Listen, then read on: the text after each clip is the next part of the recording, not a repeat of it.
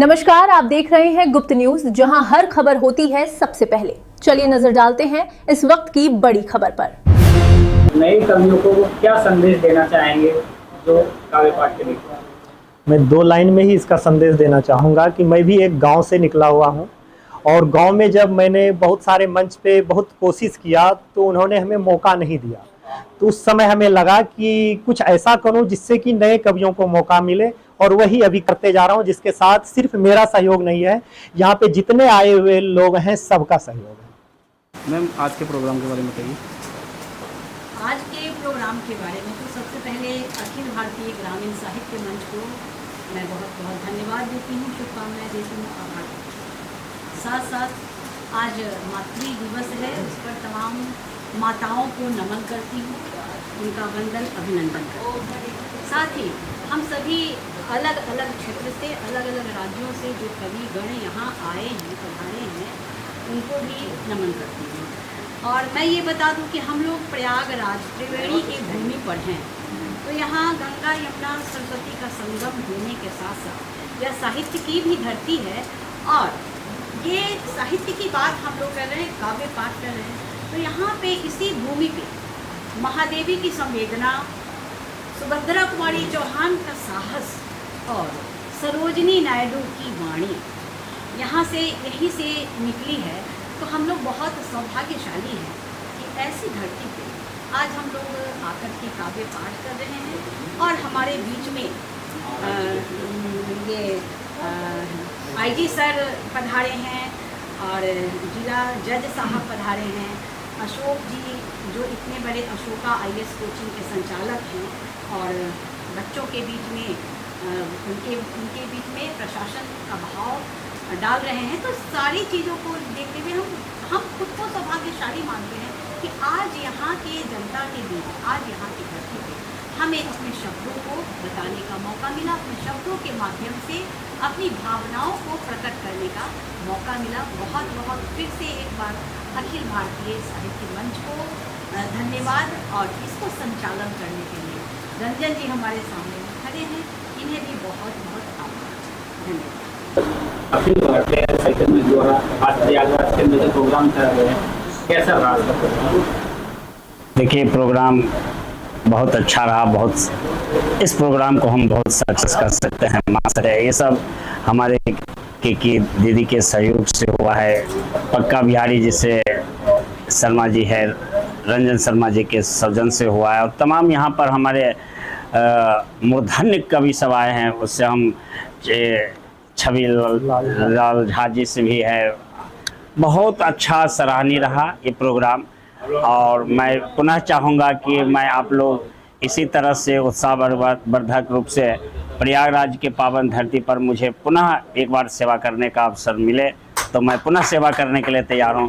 और आप लोग, मैं चाहता हूँ कि युवा जो देश का भविष्य है वो आगे आए और बढ़ चढ़ कर, जो मैंने इस मंच पर जो देखा हूँ, जो युवा जो कवि सब है उनको जो मौका मिल रहा है, मौका मिलना चाहिए, पूरे देश में मौका मिलना चाहिए। नहीं तो सारे पुराने कवि सभी मंच को घेरे रहते हैं तो उससे हौसला कम बढ़ता है युवाओं को।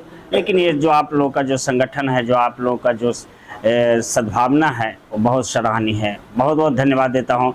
पुनः एक बार और प्रयागराज की पावन धरती से आप सभी कवि को, सभी कवित्री को मैं तहे दिल से, हृदय से प्रणाम करता हूँ, धन्यवाद देता हूँ। आज भी कितने भी आप डॉक्टर, इतने PhD बट गए हैं, लेकिन डॉक्टर रामधारी सिंह दिनकर के नाम के पीछे डॉक्टर नहीं लगा, लेकिन उसका साहित्य आज भी जीवंत, मैथिली शरण भी आज भी जीवंत है। हजारी प्रसाद द्विवेदी भी आज भी उन्हीं का चल रहा है। आज तमाम PhD डिग्रीधारी हो गए, लेकिन उसको एक लाइन साहित्य लिखने की क्षमता नहीं है।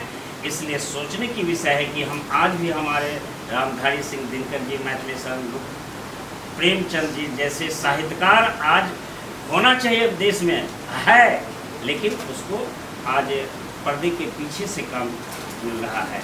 आप जैसे छवि झा जी जैसे है, छविलाल झा जी से आप लोग को देख करके मुझे और उत्साह बढ़ता है और मुझे साहित्य की ओर खींच लेता है।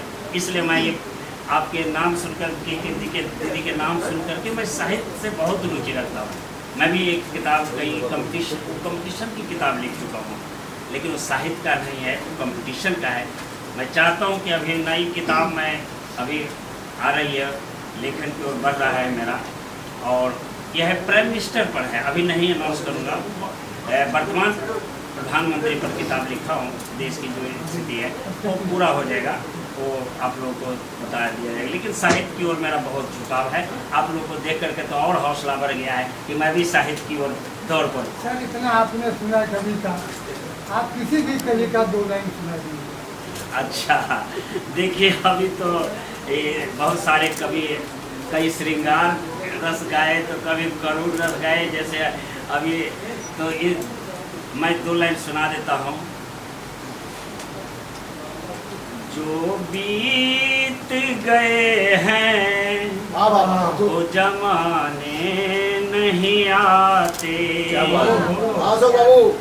जो बीत गए वो जमाने नहीं आते,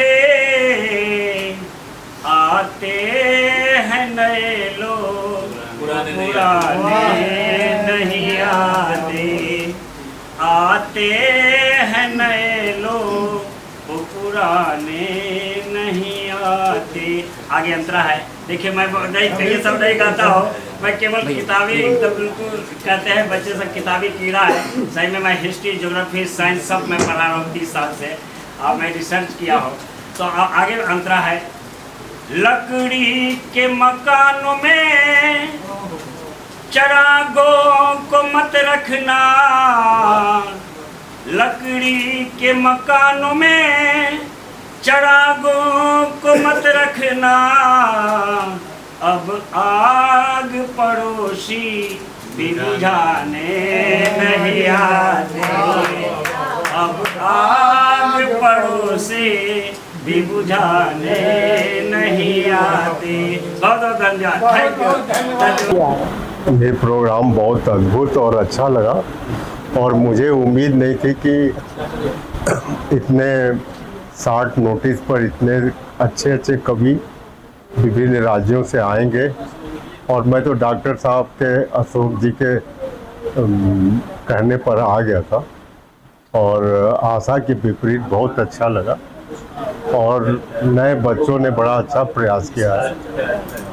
और वो जो रावण और राम एक आदमी में होते हैं, उसका भी जो उल्लेख किया कवित्री जी ने, वो बहुत ही मतलब सारगर्भित और बहुत ही संदेश देने वाला एक कविता थी। सभी कवि अद्वितीय हैं, बहुत अच्छे हैं, और आगे बढ़ें और बड़े बड़े मंचों पर आएँ, यही मेरी शुभकामना। सर, अखिल भारतीय ग्रामीण साहित्य मंच जो नए बच्चों को, यंग बच्चों को मंच दे रहा, कैसा काम कर रही है? बहुत अच्छा काम कर रहा है, और मैंने तो इतने बड़े जीवन में पहली बार देखा कि नए बच्चों को अवसर मिल रहा है। ये बहुत उत्साहजनक है और आगे होना चाहिए।